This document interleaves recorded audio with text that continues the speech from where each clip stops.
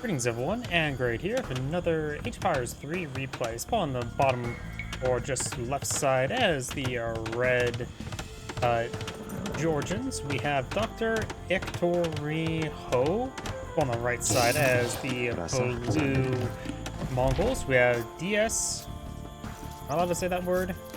Negro. That is the Spanish word, because who knows which country these guys are from.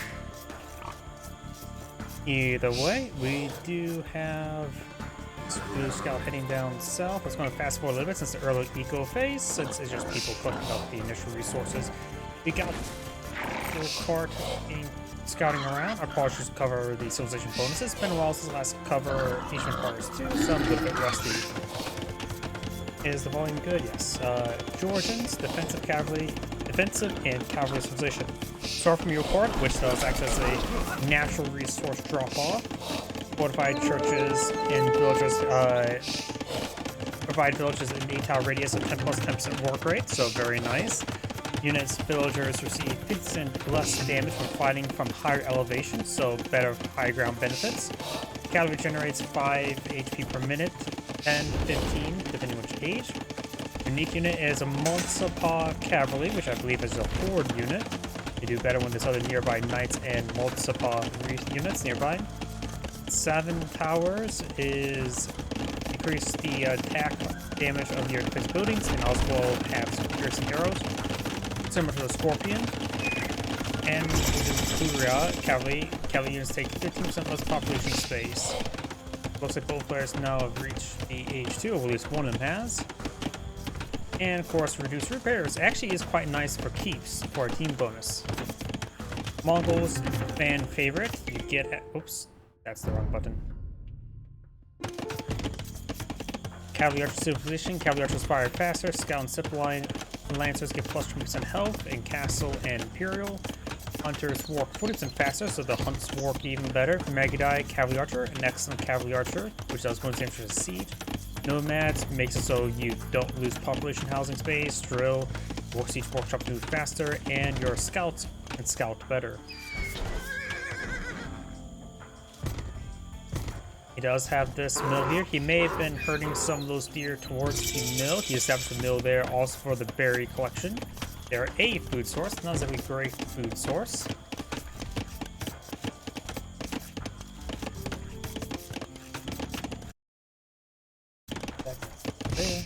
Remember that.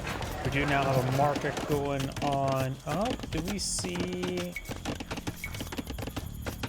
Got some resource reserves, food and gold. I think blue may be eyeing for a fast castle. And we got some scouts harassing the blue villagers. So blue's eyeing for some aggression. Looks like the Mongols are eyeing for a fast castle. Or at least a faster castle. Stockpiling decent amount of resources. We have no military infrastructure yet. Got a blacksmith on the way. And he will find a single villager. Villager does go down. Was completely encircled by the scouts. We got a single man with a pointy stick.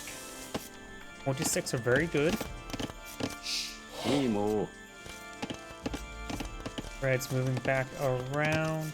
Or not.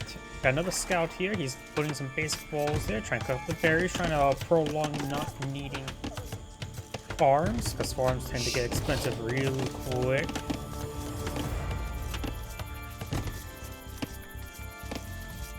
Oh, and we do have the Castle Age going. I was just checking up on the resources. So Castle Age is on the way at this point in time. He may want to eye a military structure too, so he can start utilizing Castle Age. Probably Knights would be the best at the moment due to the fact that he is fighting against archers and scouts. Step Lancers have a little less armor, so Knights should be a little bit more reasonable situation.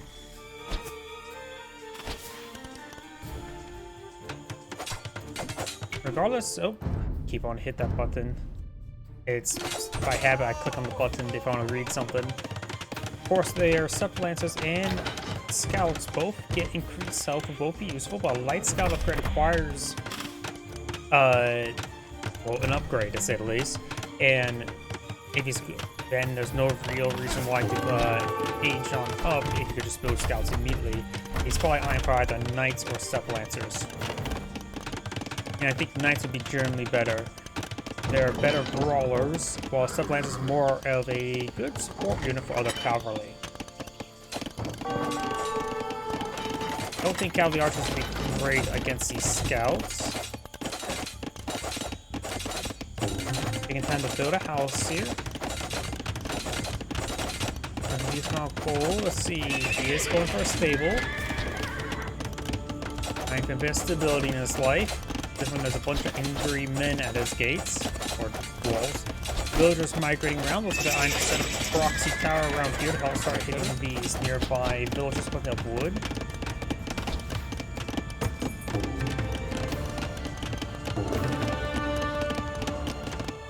Something intact here. We've got a Tiga. Not a Tiga Panzer. Wrong game.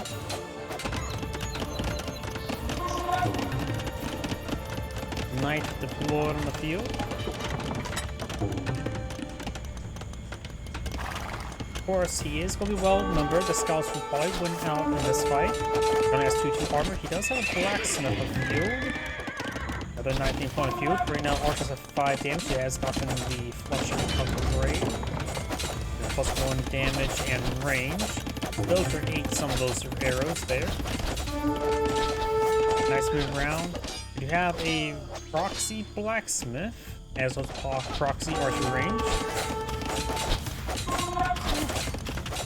Fresh pair of villagers trying to build up that house. He is trying to focus on the bears.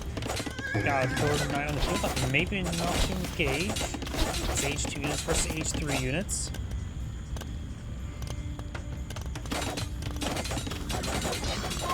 Both melee armor and melee and ranged armor wouldn't be that bad.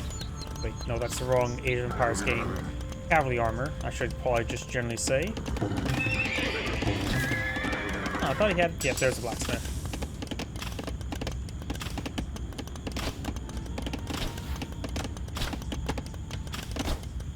I'm still used to casting Age of Empires 4, where that's separate upgrades. So on this game, it's more separated based on cavalry and infantry.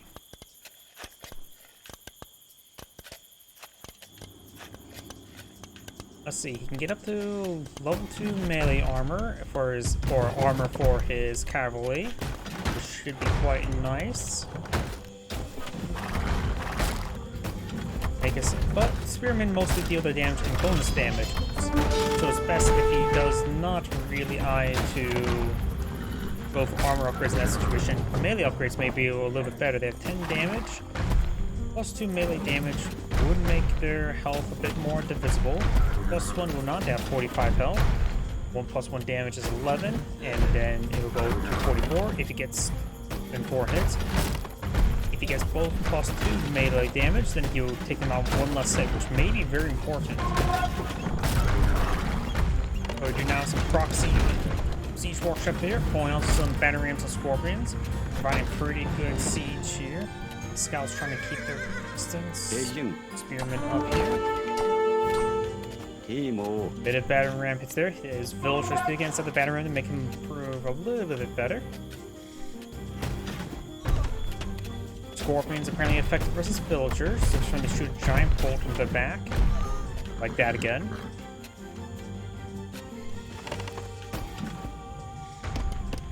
Still got a couple villagers, red villagers here. We do have, of course, the outposts in the region.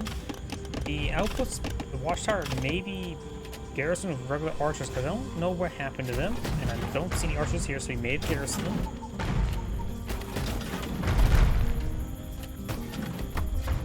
Getting good hits there on those villagers. Slowly whittling on down.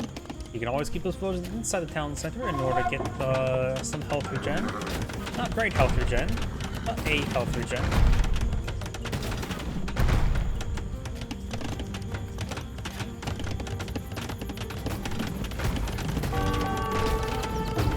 Right now, red is pulling out melee armor, as well as more scouts and spearmen.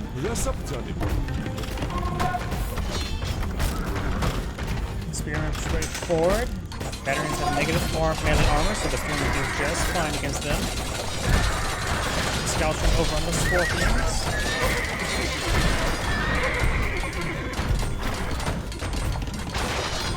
Veterans to go down. Nice engagement villagers. Spearmen are doing a good job engaging. One Spearman does go down there. Still got to find some good fire support. Maybe some Mangonels wouldn't be half bad. But Scorpions are effective versus Spearmans. You wouldn't think that a anti-infantry siege weapon would be good against infantry.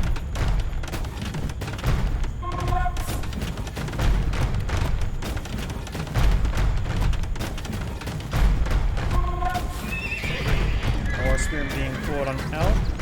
He is not doing any villagers at the moment.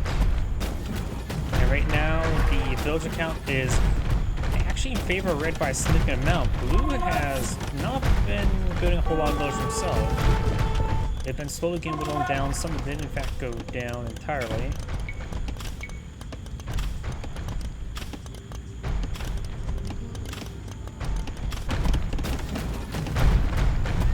Blue's doing a good job, has a pretty good kill to death ratio. At this point in time, it's hard for red to deal with age 3 knights. I think red may be on to age on up, but at this point in time, he doesn't have much resource whatsoever. Now we've got a Mangonel here. Polish decided to barrage down some of those villagers.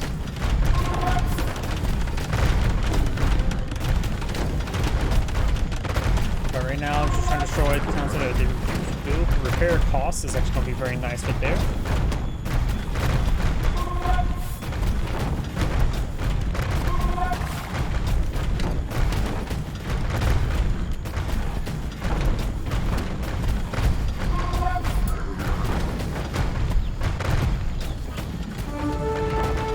Knights engaging, Spearmen. Got another Spearman here.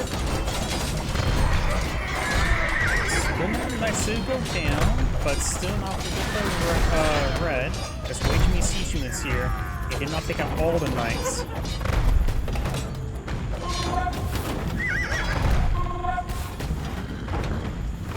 I'm sorry, so as that scout escaped out there, I could have sworn some of the Scorpion bullets would have took him out. Counselor are seeing more fire, using a lot of wood to repair it on up.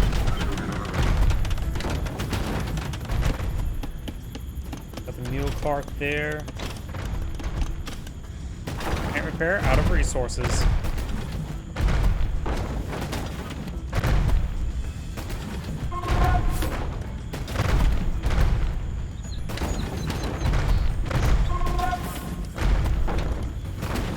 More Spearman being pulled on out.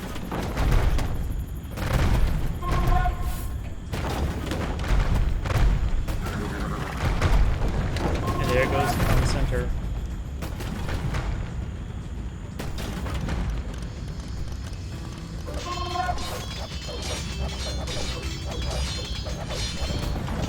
House does go down there. I think that's at this point in time it's going to be the end of the game for red. He's starting to migrate up north. Currently, red still has more villagers.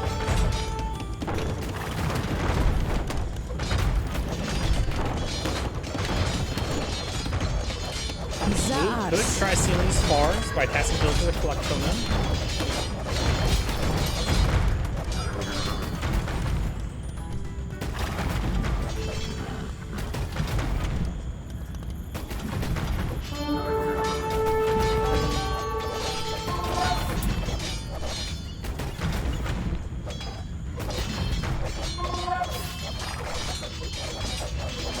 Right, it's making its way up north. Let's cut the wood from the cart.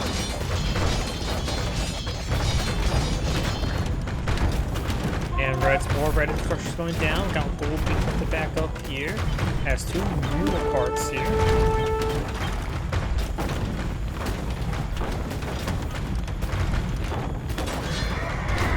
Knights engaging. Got good number of spearmen there.